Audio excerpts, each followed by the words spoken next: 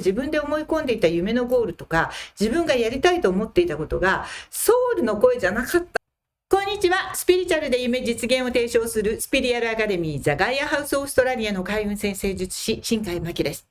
さて、2月の26日から水星が魚座で逆行開始します。3月の21日まで3週間ですね。これが今年最初の逆行となります。以前お話しした通り、今年の水星逆行は全て水のエレメントで起こります。つまり今年は感情デトックスがテーマの1年。そしてその最初が魚座でのデトックスということです。この水星逆行の3週間でそのデトックスがうまくできれば、この後、どんどん人生は上昇していきます。なので、この期間、一体何に気をつけるべきなのかですね、12星座別の開運行動については、しっかりとこの後お話ししたいと思いますので、ぜひ最後までご覧ください。その前に、なぜこうした逆行の、が大事なのかというその意味を読み解く必要があるのかということについてちょっとお話をしたいと思います。まず私が提唱しているのは新時代占星術、もちろん西洋占星術がベースになっていて、そこで学んだことでは足りない部分がたくさんあることに気づいて、今の目まぐるしく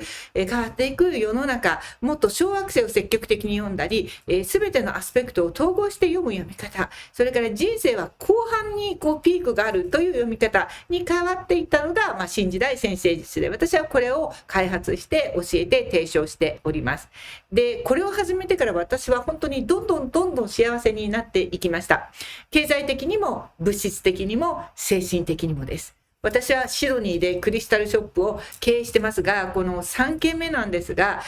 どんどんと上昇していきまして、全てがうまくいっていますが、これも全部新時代占星術の星の流れに合わせて行動を繰り返していると上昇することができました。もちろん健康やプライベートのテーマも同じです。で、それは日々天体、星たちが織りなすアスペクトやサイン移動を示すホロスコープ、これを毎日欠かさず見ているからです。これは宇宙からの幸せになるためのラブレターだと私は思ってるから、読まないともったいないと思ってるんですね。で、こうしたメッセージを全て読み解くことができれば、今この時どこに落とし穴があって、どこに光があるのか、どっちに行った方がいいのか、ちゃんと示してくれているんです。その上で自分で言動を決める、計画を立てるということですね。占星術は占いではないと私は思っています。その理由は簡単です。未来は決まっていないから。だから未来なんて占えないぞと思ってるわけです。だって今日の皆さんの決断が変われば明日変わるじゃないですか。今日何をするのかしないのかによっておのずと明日の景色は変わってきます。この考え方の方が私にはしっくりくるんです。だからバースチャートに未来が書かれているわけではないんです。もっと素晴らしいものが書かれています。いつもセッションに来てくださった方には言うんですが、これは皆さんが幸せに生きるためのマップです。道しるべです。私は人生のある時にバースチャートに書かれた自分の才能に気づいて、今世の使命を思い出して、落とし穴が設定されている場所に気づいてから、全部未来の計画を変えて、そしてトンネルから抜け出すことができました。それまでは堅くなに、なんか私はこういう人でこれがやりたいんだと思い込んでいたものがあって、それを堅くなに努力していたんですけれども、星の計画とは違っていたので、幸せになると書かれているマップとは違う道を行ってたんですね。種をまいていないところとか、武器として才能が発揮できないところや、宇宙が導くゴールと別の方向で生きていても、結果はなかなか出ないということに気がついたんです。なので宇宙が意図したものを私たちに惜しみなく提供してくれている毎日のホロスコープを10年以上欠かさず読むようになりました。この下にキャプションでついているノートへの記事とかインスタグラム毎日チェックしていただければ何らかの形でいつも開けています。で、今回の水星逆行の3週間、宇宙は私たちに何を求めているのでしょうか。これもしっかり読んでいて、そのテーマを避けないということが幸せへの道です。魚座は見えない世界、スピリチュアリティ、潜在意識、現実逃避、マイノリティ、小さな声、ソウルの声、ソウルジャーニー、夢設定、いくらでも出てくるんですが、そういったものに関係しています。これらのテーマでの見直しとデトックスが必須の3週間だということです。で、ちなみに水星逆行の本当の意味については、これを使って別動画ですでに上げておりますので、ぜひそちらもチェックしてください。簡単におさらいをすると、これが地球。あくまで水星の位置っていうのは太陽の周りをくるくる回ってる水星が地球から見た時にこの延長線上がどこにあるのかということですから、ここにいるとヤギ座の15度、ここまで来ると魚座の15度、こんな風に普通はこう回っていく、これが地球だからね、こう回っていくんですが、この内側に入った時には地球から見た水星が魚座の15度からヤギ座の15度に戻ったり、今度はここからこう動いていくわけ。これがまた向こう側になるとこうなると逆光、こういう感じです。これについては詳しい動画を上げているのでぜひ見てください。で、この水星逆行開始と終了時の天体の位置っていうものを確認すると、この逆行中のテーマっていうのは分かりやすくなるので、新時代占星術ではこんな風にして、まず逆行中っていうのは終わりと最初のチャートを出したりします。で、これを見ると一目瞭然なんですが、今年春分は3月20日ですね。で、逆行が終わるのは21日なので、太陽は終わった日にはもう魚座から出てますが、実はギリギリまで一緒にいます。なので、前日まで魚座の水星の逆行とお付き合いして魚座に居続けるのは、太陽と小惑星のパラスとドラゴンヘッドだけなんです。別動画でも話しましたが、逆行中太陽は必ず、さっきのあれで言うと必ず太陽と水星は同じサインにいます。だからその時の太陽のテーマを水星が逆行して見直すってもセットになっているという、もう本当に先生術はよくできている、という話は別動画にしておりますが、とにかく今回逆行中同じように魚座で居続けている天体は何かということが結構大事なんです。で、そうすると今言ったことになるんですが、水星が魚座で逆行する期間、太陽はもちろんですが、知性の小惑星パラスがずっと共に滞在しているということは、私たちの魂が本来の輝きを取り戻すための深遠な儀式のような意味を持っているんです。パラスはまた仕事をする人たちを応援する天体でもありますし、使命に向かう人たちを応援する天体でもあるからです。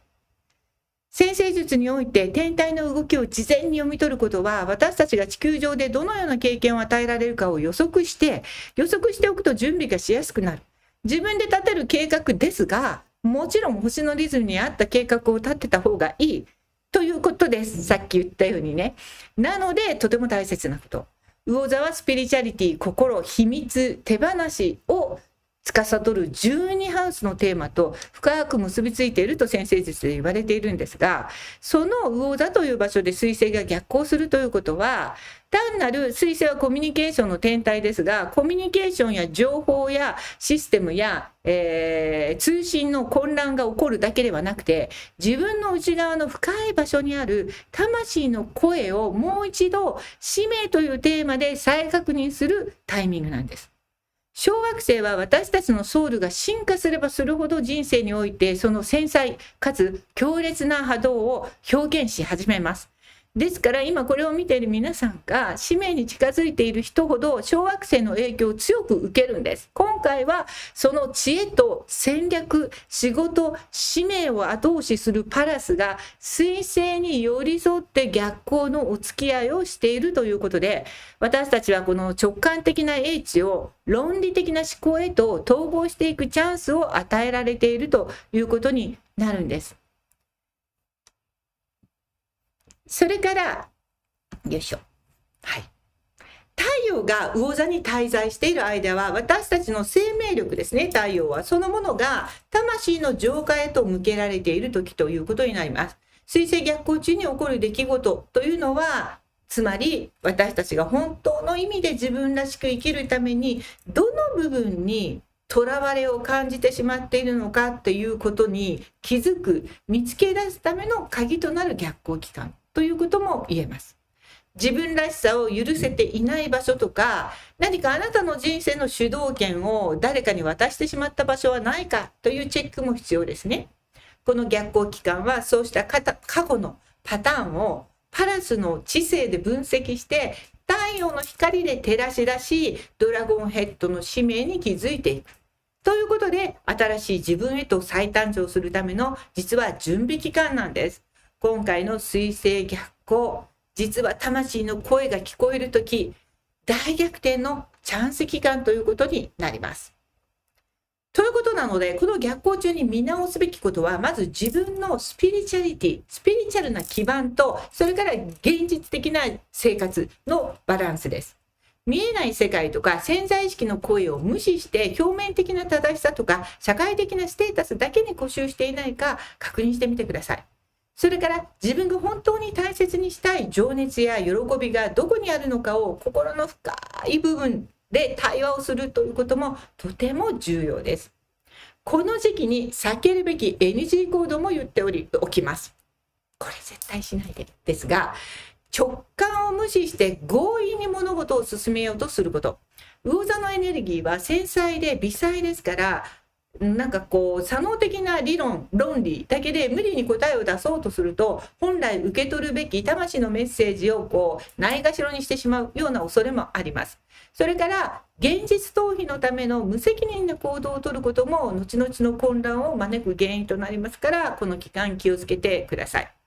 それからこの期間に大きな買い物、家を買うとかいうレベルの大きさですよ。とか、大きなプロジェクトの計画、なんか何万ドルもするような一大イベントの計画とかを立てるのは避けましょう。これまでのものを見直して磨き直した方がいいからです。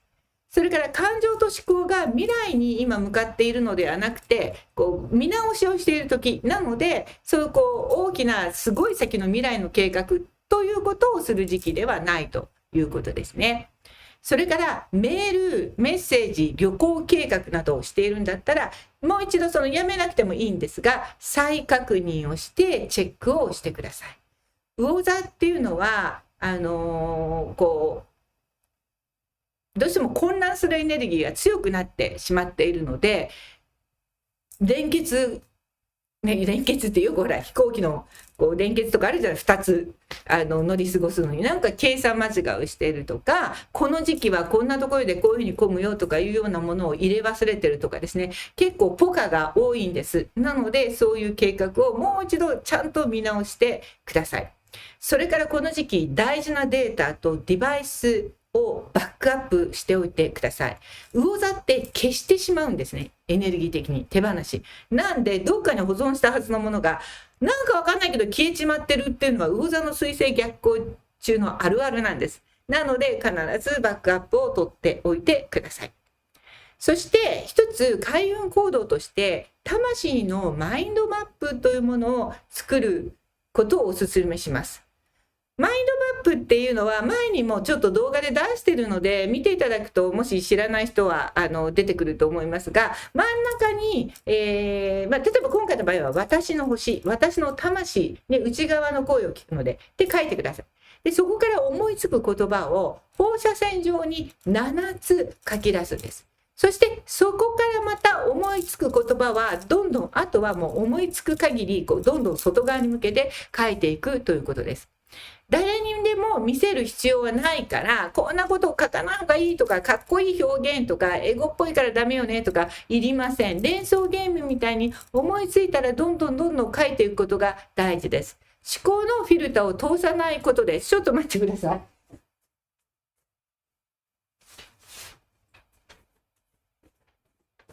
まだ私例えば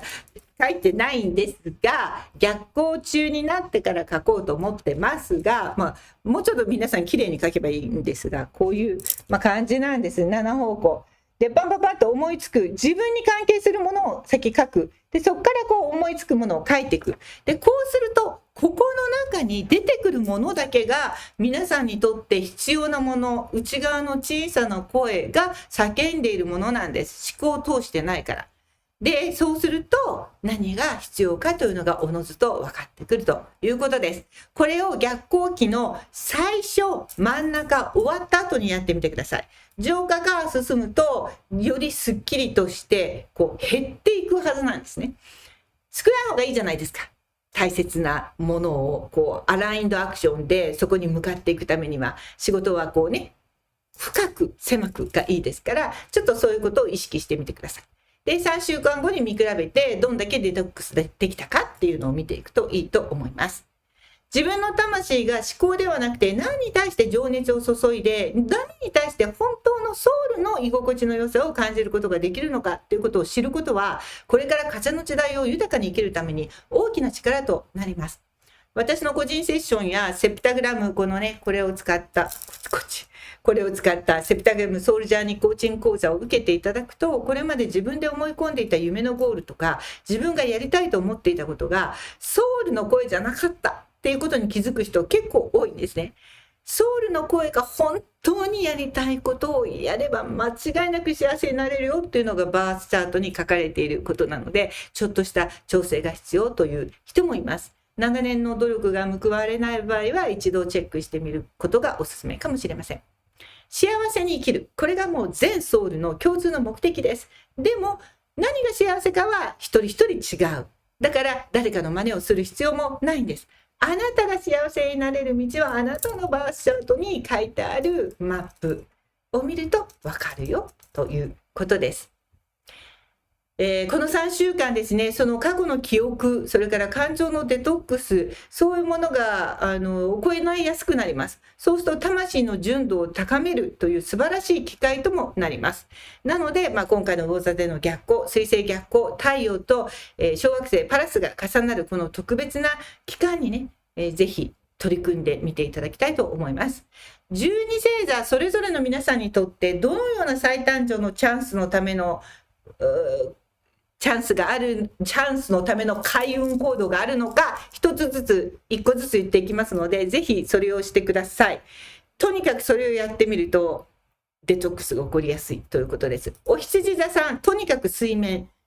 です。夢からメッセージを受け取ります。お牛座、ボランティア活動。双子座、目上の人からのアドバイスを素直に受け取る。蟹座、以前読んだ本やテキストを読み返すこと。獅子座、お墓参り。乙女座、家族やパートナーとの積極的な対話の時間を持つ。天秤座、健康診断。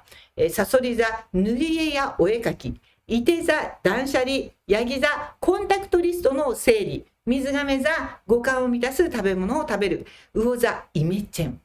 この水星逆行期間中、どの星座の方にとっても不要なものを削ぎ落として純粋な自分へ戻るための愛に満ちた時間です。トラブルに見える出来事であっても、それは軌道修正のためのサインですから、安心してください。デトックスが進めば進むほど皆さんの波動が上がっていって、高い周波数になると、高い周波数の人生を現実化する、つまり願望実現が自然と起こってきます。ということです。先ほども言っていたように、毎日ノートの記事を出していて、そこに先生術のいろんなテキストなども上げているので、もっと詳しく学びたい方はぜひチェックしてください。例えば今回の水星逆行中に関しても、12星座別にこの魚座での逆行、パラスとの共にする逆行、パラスは逆行しないけどね、をどう取るのかっていう12星座別のテーマなんかのテキストも上げています。そこは少しちょっと何百円かの有料になるんですけれども、詳しく学びたい方はさらに詳しく今回の12星座別に説明してますのでご覧ください。ということで、最後にやっぱりこのセプタグラムソウルジャーニーリーディング占星術カラーセラピー新世紀科学